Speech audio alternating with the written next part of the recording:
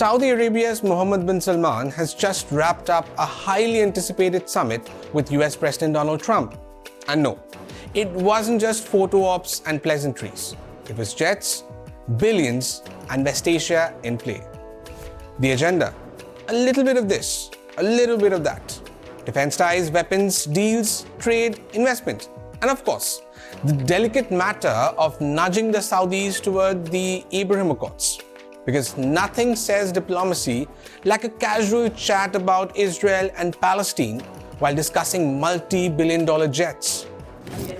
Yeah, no, I am planning on doing that. Yeah. You're gonna they sell want to that buy. 35? They've been a great ally.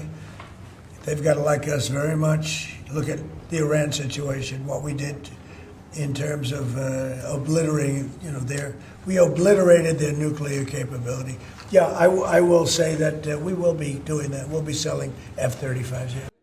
Before MBS even touched down, Trump had already green-lighted the sale of 48 F-35 fighter jets, the crown jewel of modern air power. The deal makes Saudi Arabia the first Arab country to own these advanced jets. And yes, the price tag? Billions. Money talks, and apparently, when it's the Saudis, it flies. But it's not just about fighter jets. Saudi Arabia's cash reserves are heading for Silicon Valley and beyond. This trip sees fresh investment in artificial intelligence, AI data centers, and civilian nuclear energy. From drones to data, Riyadh is all in with Donald Trump's US. Now, for the serious stuff. Saudi Arabia is pushing for security guarantees it claims the US hasn't fully delivered. Why the worry? Because the Middle East is heating up. Israel's regional maneuvers, backed by Washington, have Saudi Arabia on edge. Maybe that is why they signed a mutual defense pact with Pakistan recently. The kingdom wants reassurance. If trouble hits, the US will actually defend them. Trump, of course, was more than willing to keep the relationship cozy while letting the deals roll in. And then, the question everyone was thinking, but no one wanted to ask, until an ABC News reporter did. Why should Americans trust bin Salman, given that US intelligence concluded that he orchestrated the brutal murder of Washington Post journalist Jamal Khashoggi? Trump's response? Classic. Blast the reporter as fake news, then contradict US intelligence, defending the prince. Who are you with? I'm with ABC News, sir. You're with who? ABC News, sir. Fake news, ABC fake news, one of the But the worst, question is one of the legitimate, worst sir. in the business. But I'll answer your question. Okay. As far as this gentleman is concerned, he's done a phenomenal job. You're mentioning somebody that was extremely controversial. A lot of people didn't like that gentleman that you're talking about. Whether you like him or didn't like him, things happen.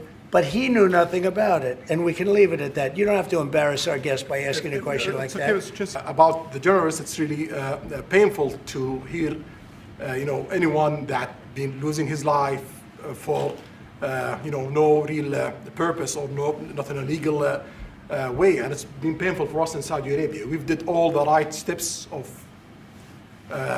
investigation, etc., in Saudi Arabia. And we've improved our system to be sure that nothing happened like that. And it's painful and it's a huge mistake. And we are doing our best that this doesn't happen again. Let's be clear. US intelligence concluded in 2021 bin Salman approved Khashoggi's capture and killing in Istanbul in 2018.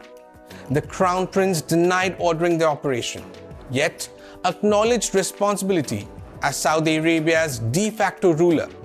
In short, accountability is optional if there's a billion-dollar handshake involved.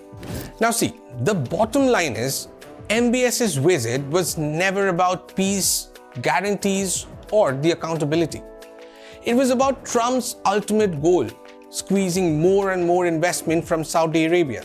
Maybe, just maybe, turning that massive $600 billion of Saudi investment into $1 trillion.